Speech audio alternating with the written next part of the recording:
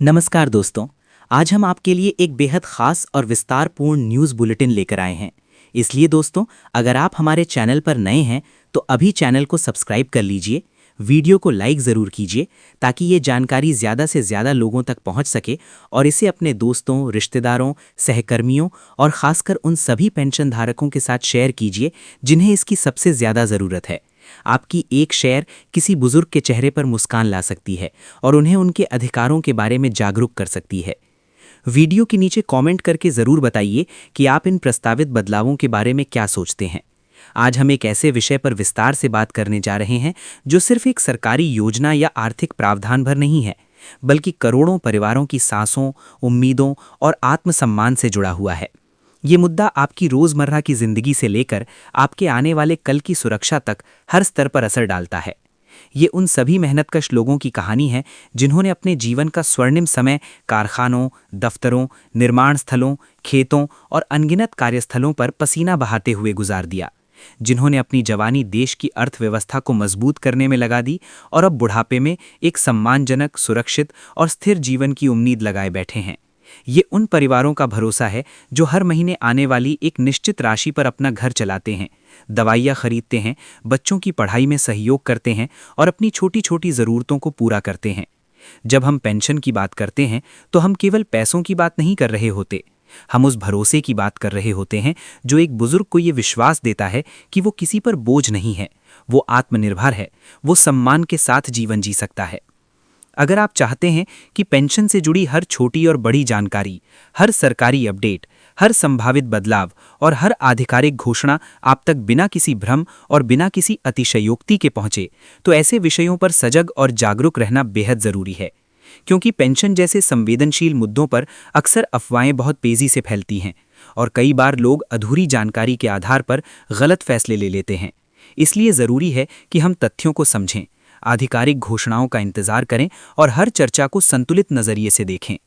पिछले कई वर्षों से देश भर में EPS 95 पेंशनर्स की आवाज़ लगातार बुलंद होती रही है। ये आवाज़ केवल कुछ शहरों या कुछ समूहों तक सीमित नहीं रही, बल्कि ये एक व्यापक आंदोलन का रूप ले चुकी है। बुजुर्ग पेंशनर्स ने अपनी कमज़ोर होती सेहत के बावजूद सड़कों पर उतरकर, धरने देकर, ज्ञापन सौंपकर और शांतिपूर्ण विरोध प्रदर्शन करके अपनी मांगों को सरकार तक पहुंचाया। उनका दर्द साफ था। उनकी सबसे बड़ी शिकायत ये थी कि जो न्यूनतम पेंशन उन्हें मिल रही है वो आज की महंगाई के दौर में बेहद अपर्याप्त है।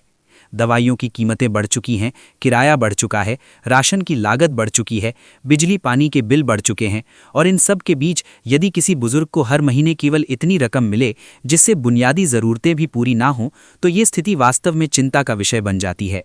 कई पेंशनर्स ने खुलकर कहा कि उन्हें हर महीने ये तय करना पड़ता है कि वे दवा लें या घर का राशन खरीदें, बिजली का बिल भरें या किसी ज़रूरी जांच का खर्च उठाएं।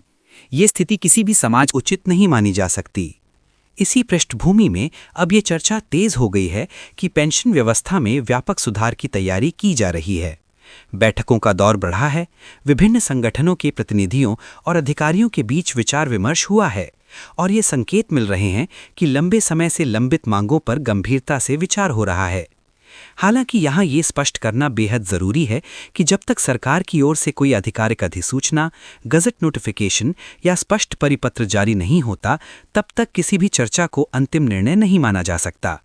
लेकिन ये भी उतना ही सच है कि जिस प्रकार ये मुद्दा राष्ट्रीय स्तर पर चर्चा में आया है, उससे ये संकेत ज़रूर मिलता है कि इसे अब हल्के में नहीं लिया जा रहा। सबसे ज़्यादा चर्चा जिस विषय को लेकर हो रही है वो है न्यूनतम पेंशन की राशि में संभावित वृद्धि। कई मंचों पर ये मांग उठाई गई है कि न्यूनतम पेंशन को एक सम्मानजनक स्तर पर लाया जाए।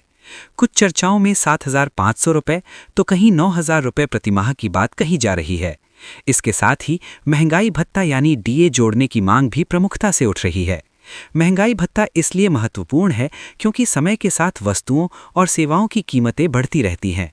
यदि पेंशन की राशि स्थिर रहे और महंगाई बढ़ती जाए तो वास्तविक रूप से पेंशन की क्रय शक्ति घटती जाती है। इसलिए यदि न्यूनतम पेंशन के साथ महंगाई भत्ता जोड़ा जाता है तो इससे ये सुनिश्चित होगा कि पेंशन की वास्तविक ताकत बनी रहे और पेंशनर बढ़ती कीमतों के बावजूद अपने जीवन स्तर को बनाए रख सकें। इसके साथ साथ पेंशन की गणना के तरीके पर भी गंभीर चर्चा चल रही है। लंबे समय से ये शिकायत रही है कि पेंशन की गणना में वास्तविक वेतन के कई घटकों को शामिल नहीं किया जाता, जिससे अंतिम पेंशन राशि अपेक्षाकृत कम हो जाती है। यदि गणना के फॉर्मूले को अधिक पारदर्शी और व्यावहारिक बनाया जाता है तो ये लाखों पेंशनर्स के लिए राहत का कारण बन सकता है। कई विशेषज्ञों का मानना है कि औसत वेतन की अवधि, वेतन घटकों की परिभाषा और सेवा अवधि के आकलन में सुधार किया जाए तो पेंशन की राशि अधिक न्यायसंगत हो सकती है। एक और महत्वपूर्ण मुद्दा है न्यूनतम सेवा अवधि से जुड़ा प्रावधान। पहले के नियमों के अनुसार यदि किसी कर्मचारी ने एक निश्चित अवधि से कम सेवा दी हो तो उसे नियमित पेंशन के बजाय केवल एक मुश्त निकासी लाभ मिलता था।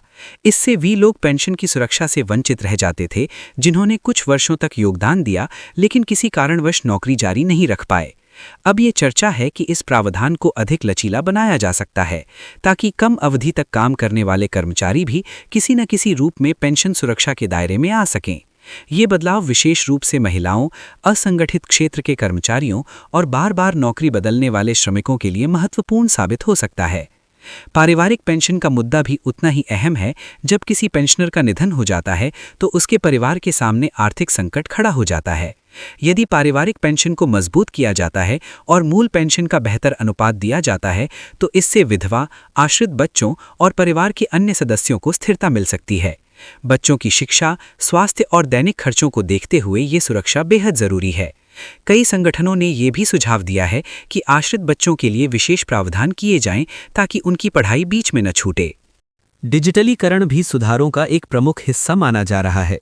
बुजुर्ग पेंशनर्स के लिए सरकारी दफ्तरों के चक्कर लगाना अक्सर बेहद थकाऊ और कठिन होता है। यदि आवेदन, सत्यापन, स्टेटस ट्रैकिंग और शिकायत निवारण की पूरी प्रक्रिया ऑनलाइन और सरल बनाई जाती है तो इससे पारदर्शिता बढ़ेगी और समय की बचत होगी। हालांकि ये भी ज़रूरी है कि डिजिटल प्रक्रिया को इतना सरल बनाया जाए कि तकनीक से कम परिचित बुजुर्ग भी इसे आसानी से समझ सकें। डिजिटल सहायता केंद्रों और हेल्पलाइन सेवाओं को मजबूत करना भी उतना ही ज़रूरी होगा। इसके अलावा 36 महीने या निर्धारित निरंतर सेवा अवधि से जुड़े नियमों में संभावित ढील की चर्चा भी हो रही है।